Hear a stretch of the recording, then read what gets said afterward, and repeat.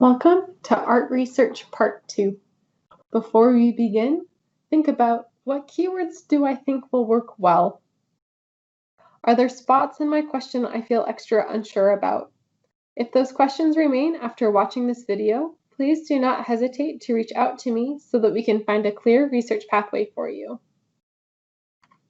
Today, we'll explore how to search UVU's best art databases, explore how to search in non-database tools that will help your searching, talk about how to meet with me one-on-one for additional guidance.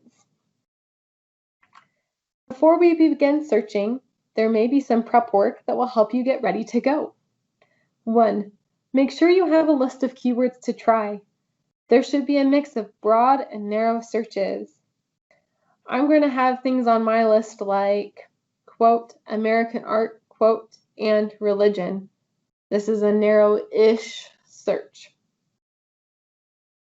2. Tanner and enunciation. This is a very narrow search, limiting to a specific artist and one specific piece of theirs. Or 3. Orientalism. This is a very broad search, an entire critical theory lens.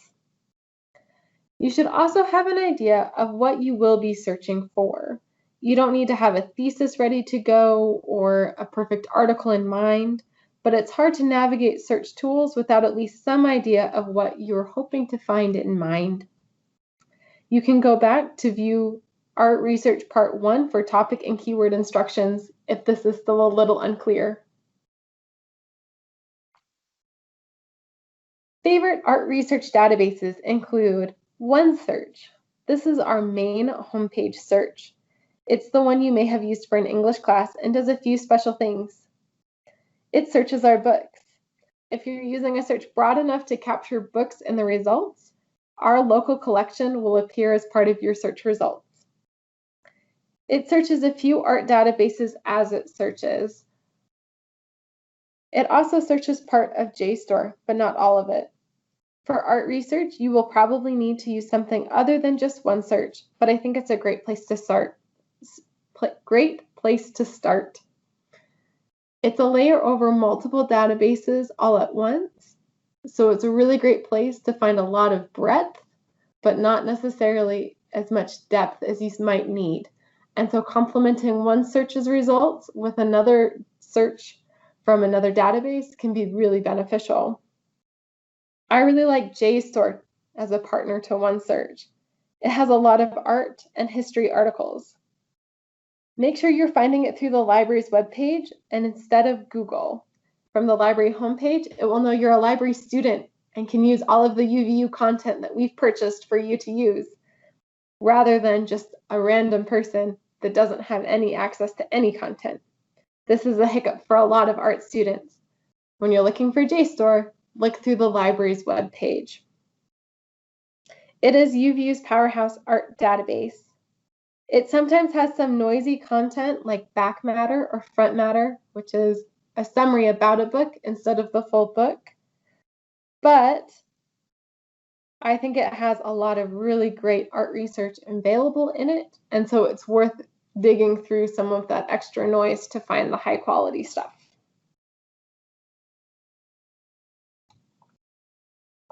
So let's get searching and see what it looks like. I'm going to start at uvu.edu/library. I will be searching American art and religion to find sources on Henry Osawa Tanner's enunciation. I will start in OneSearch and then restart and go to JSTOR for my search. All right, so I'm going to go to uvu.edu/library. Here is my library homepage. I'm going to click in this light green box where it says OneSearch, and there's this happy little friendly search bar. I'm going to click into that search bar, type quotation marks, American art, quotation mark, and religion. And then I'm going to hit enter.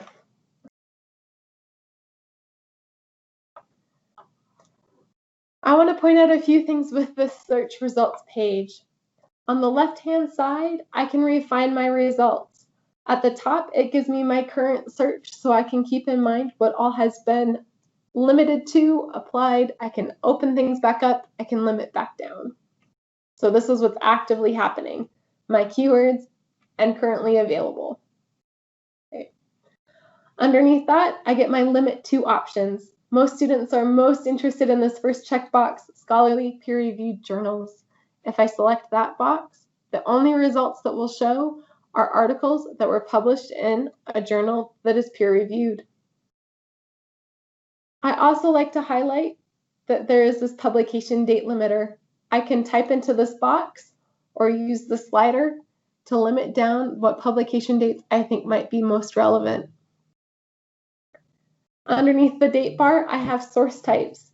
If I know I only want academic journals or I specifically want books, I can use these checkboxes to navigate what kinds of sources are going to be most relevant for me. At the bottom of this kind of area, it has this link that says Show More. It will pop up a box and I can select multiple items.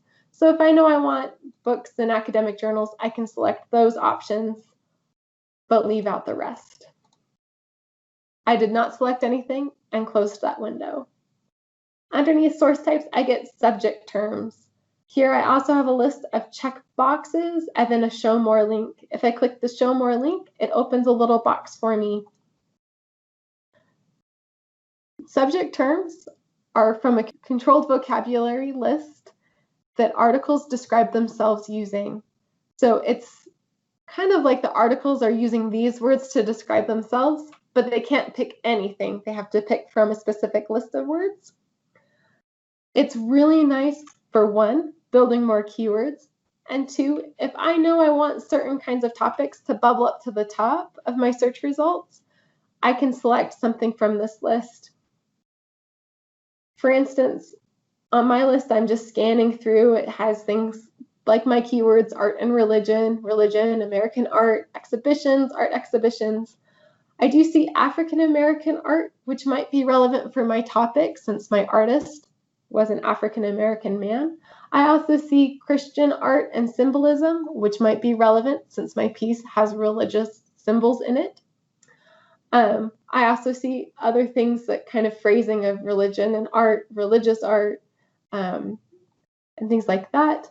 If I check one of those boxes, only articles that describe themselves using that term will appear in my search results.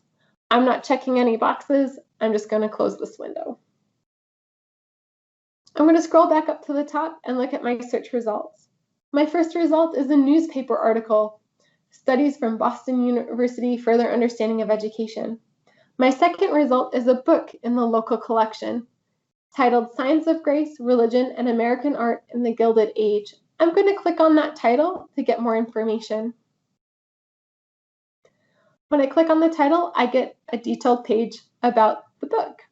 It includes the language it was written in, the author, where it was published, kind of citation information. I get what subject terms have been assigned to this book. If I click on any of those links, it will change my search entirely to just be that subject term. That can be really useful or not. So if I really want to just search my painter, I can click on the subject term and it will only be articles that use him as one of the descriptor terms.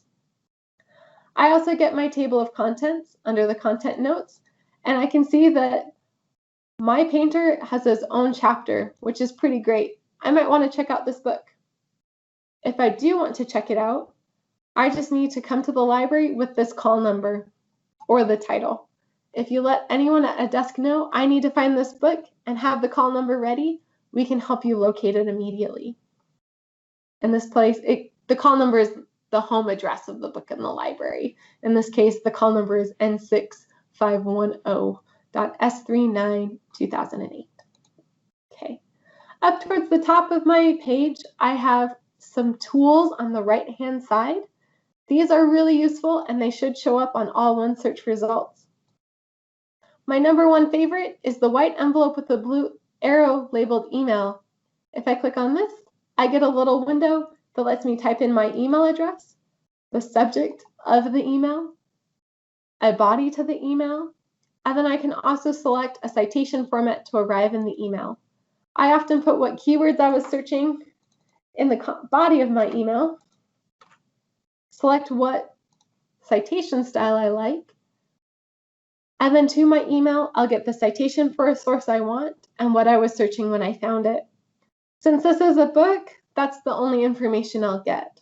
If I was doing this with an article that lives full text in the database, I would also get an attachment, PDF, of the full article.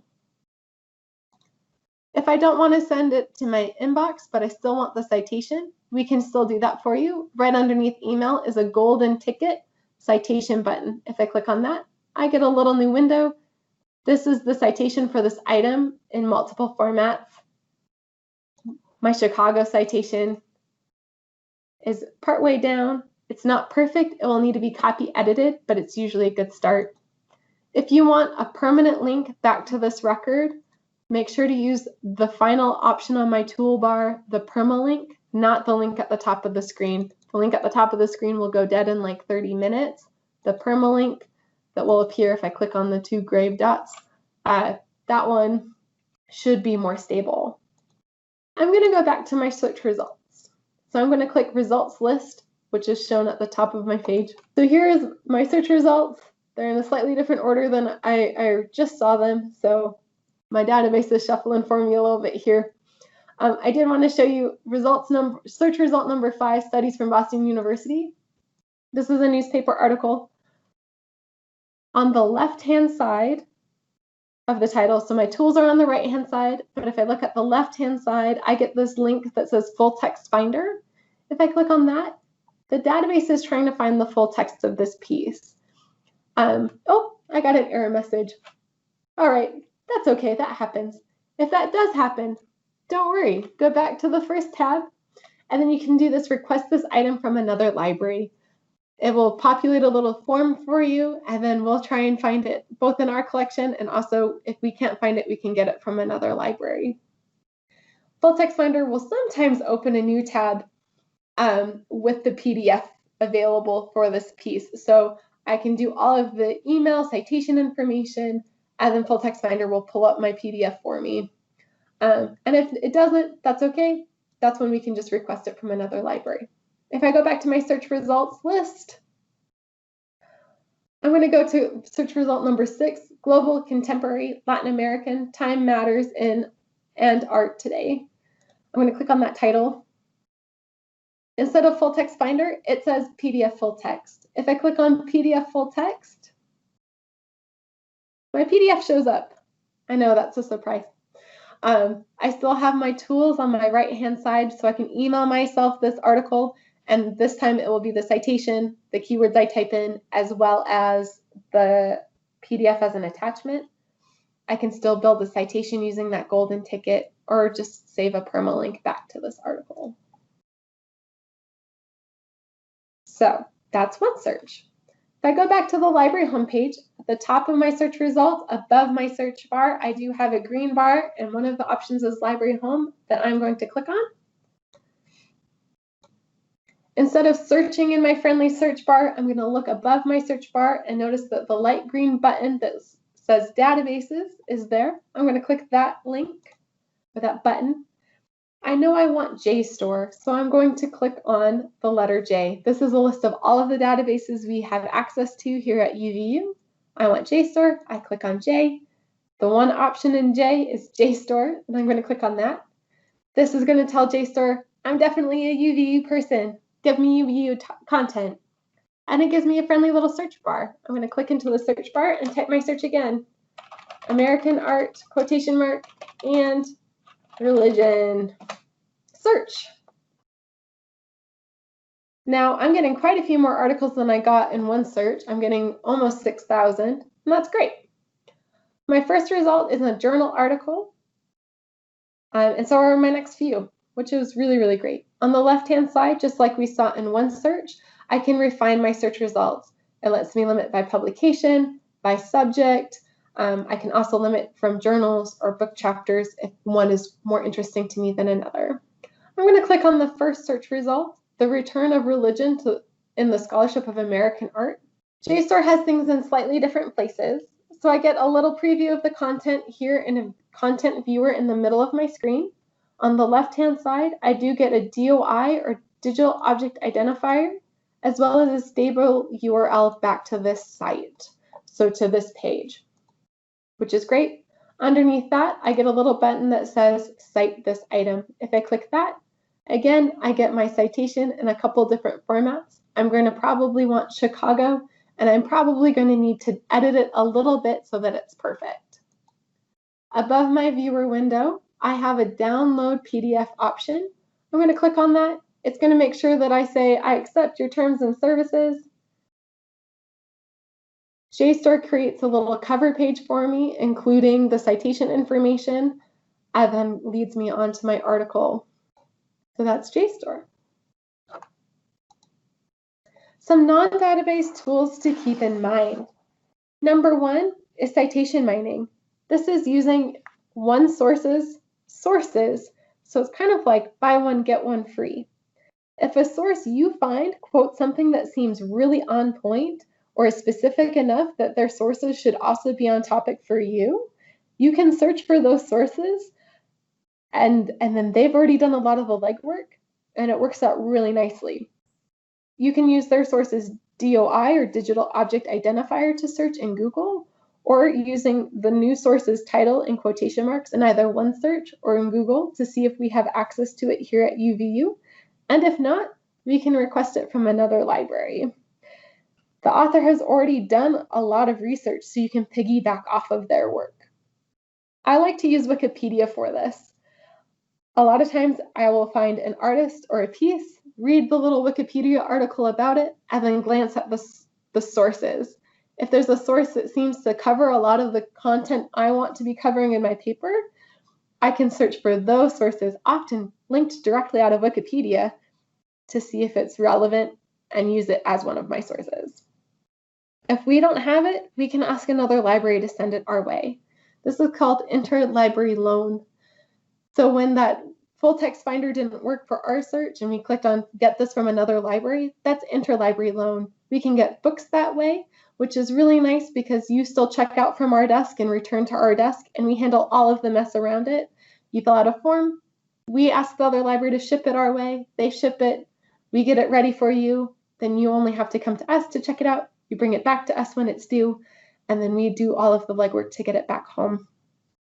If you want a book chapter or a journal article, that's even faster. Another library will often just scan it and send it our way, and then you get an email saying it's ready for you. You can log in and see it online. On our homepage, it's a green icon with a little dude kind of carrying a shopping bag labeled Interlibrary Loan right underneath our OneSearch search bar. Museum websites can be a really great search tool.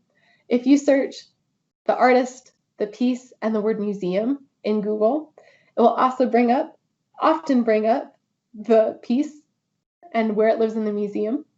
It often has descriptions of the piece. Curators that work with the piece often do research on it and will share that content. Sometimes they will even have sources for their research. They might include other pieces like it, or shows that were included this piece and other pieces that were part of that show, which could give you more keywords, maybe pieces to compare and contrast with, or just other themes to explore when researching. This can be a great place to find info. My last advice is to remember that I am here to help.